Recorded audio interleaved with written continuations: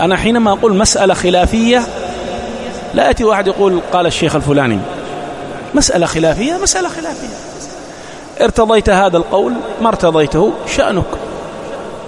نعم، أتي واحد يرسل لي تقارير ويرسل لي من باب الفائدة ومن باب كذا ومن باب نعم، يعني وكأنه يلزمني بقول. هذا الأسلوب غير جيد لطلاب العلم.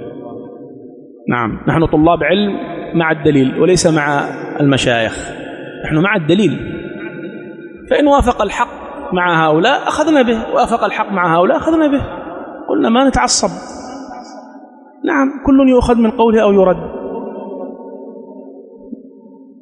فالقول الذي نرتضيه قال به فلان بن فلان، والقول الذي لا نرتضيه مثلا قال به فلان بن فلان. أما يأتي واحد يقول الشيخ الفلاني خذها من باب الفائدة أو كذا، ما يصلح هذا. يعني كأنك إيش؟ ما تريد مني؟ قل بهذا القول صح؟ ما يصلح هذا. لا أريد أحد يكرر مثل هذا. نعم.